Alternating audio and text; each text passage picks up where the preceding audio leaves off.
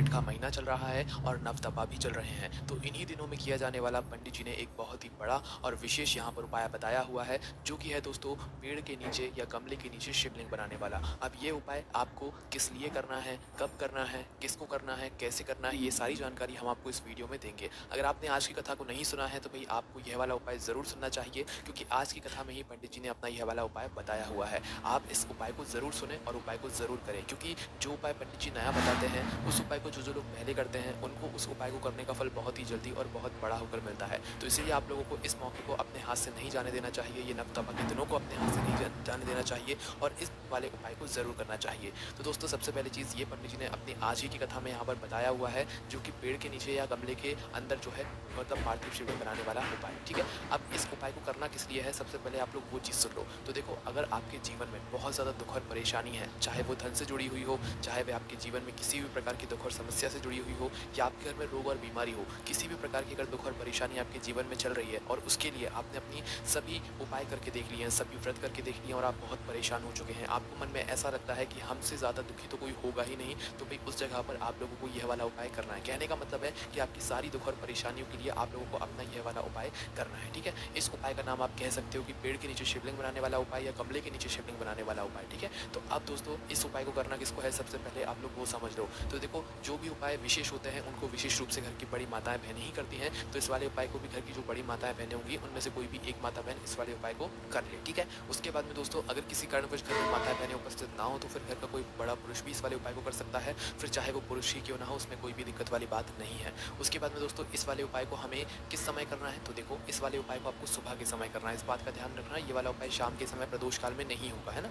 उसके बाद में दोस्तों, आप जानते हैं कि इस वाले उपाय को हमें किस जगह पर करना है। तो देखो, ये वाला उपाय को करने की सबसे अच्छी बात यह है कि इस वाले उपाय को आप अपने घर पर भी कर सकते हो, घर के बाहर भी कर सकते हो। पर देखो, ये वाला जो उपाय है ये या तो किसी वृक्ष के नीचे होगा, मतलब किसी पेड़ के नीचे होगा, या तो आपके घर के अंदर जो गमला है, गमले के अंदर जो भी पौधा लगा हुआ है उस गमले के अंदर होगा, ठीक है। बस ध्यान रखना, जो भी गमला हो वो तुलसी जी का नहीं होना चाहिए, क्योंकि तुलसी के गमले के अंदर ये वाला उपाय नहीं होगा, इस बात का ध्यान रखना। बाकी आपके घर के सामने, घर के बाहर जो भी पेड़ लगा हुआ हो, उस पेड़ के नीचे बैठकर भी आप लोग अपना ये वाला उपाय कर सकते हो, ठीक है। तो अब दोस्तों, उपाय की सामग्री क्या है वो भी सबसे पहले आप लोग यहाँ पर सुन लो। तो देखो, इस उपाय को करने के लिए आपको सबसे पहले यहाँ पर 5 बेलपत्र की आवश्यकता पड़ेगी। कौन सी बेलपत्र की? 5 बेलपत्र की। उसके बाद में दोस्तों, आपको इस उपाय को करने के साथ में ये 2 लोटा जल की भी आवश्यकता यहाँ पर पड़ने वाली है, ठीक है। 2 लोटा जल जैसे ही आप लोग तैयार कर लेते हो, अपनी 5 बेलपत्र तैयार कर लेते हो, तो उसके बाद में आपको शिव जी की 5 बेटियों का नाम भी याद रखना है, जो कि हम आपको यहाँ पर बता देते हैं। जया, विषहरा, शामली बारी, दौतली और देव, ये शिव जी की 5 बेटियों का नाम आपको ध्यान रखना है, क्योंकि उपाय को करते समय हमें इन 5 नामों का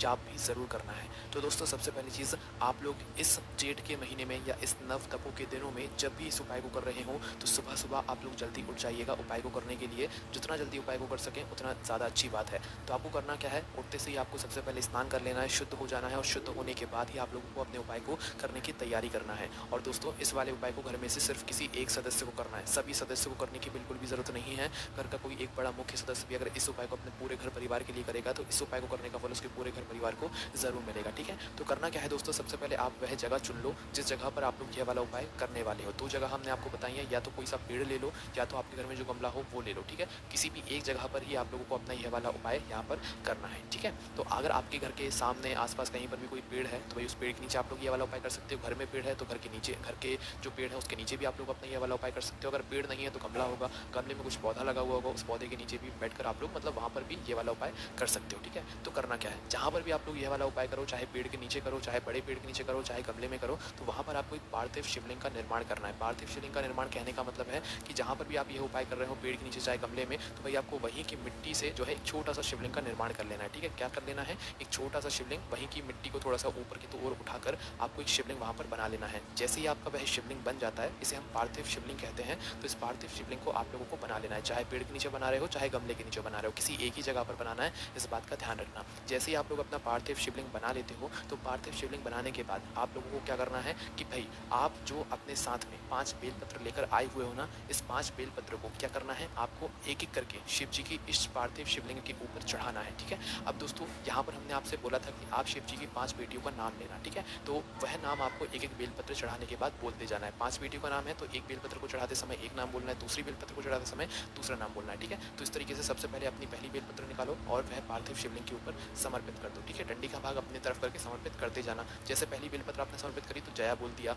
उसके बाद में दूसरी बेलपत्र समर्पित करी तो विषहारा बोल दिया, उसके बाद में तीसरी बेलपत्र समर्पित करी तो शामली बारी बोल दिया, उसके बाद चौथी बेलपत्र समर्पित करी तो दौतली बोल दिया, उसके बाद पांचवी बेलपत्र समर्पित करी तो देव बोल दिया। इस तरीके से आपको ये 5 बेलपत्र एक-एक करके चढ़ानी है और हर बेलपत्र को चढ़ाते समय शिव जी की एक बेटी का आपको नाम लेते जाना है। जैसे ही ये पाँचों बेलपत्र चढ़ जाती हैं, अपना वह 2 लोटा जो जल है, जो आप अपने घर से लेकर आए हुए हो, उसे निकाल लो और उसे निकालने के बाद आपको क्या करना है कि उसी पार्थिव शिवलिंग के ऊपर आपको अपने ये 2 लोटे जल को आमने-सामने कर लेना है, ठीक है? एक तरफ से नहीं चढ़ाना है, दोनों लोटों को आमने-सामने कर लेना है और एक धारा से इन्हीं 5 बेलपत्र के ऊपर आपको उस शिवलिंग के ऊपर जो है जल धारा से चढ़ाना चालू करना है, ठीक है? तो एक धारा से पूरा जल आप लोग वहाँ पर चढ़ा देना। जैसे ही आपका जल यहाँ पर चढ़ जाता है, तो दोस्तों हम यहाँ पर आपको एक बात और बता दें कि आपको अपने साथ में घी का दीपक भी ज़रूर लेकर जाना है, जो कि हमने आपको नहीं बताया है। तो घी का दीपक जो आप लेकर जाओगे, यह आप लोग आटे का दीपक लेकर जाओगे, ठीक है? मिट्टी का होगा तो भी चलेगा, कोई भी दिक्कत वाली बात नहीं है। गोल बत्ती का होगा और उसमें शुद्ध देसी गाय का घी डलेगा, ठीक है? तो इस तरीके से आपको यह वाला दीपक तैयार करना है और दीपक को तैयार करने के बाद जो है आपको दोनों लोटा जल चढ़ाने के बाद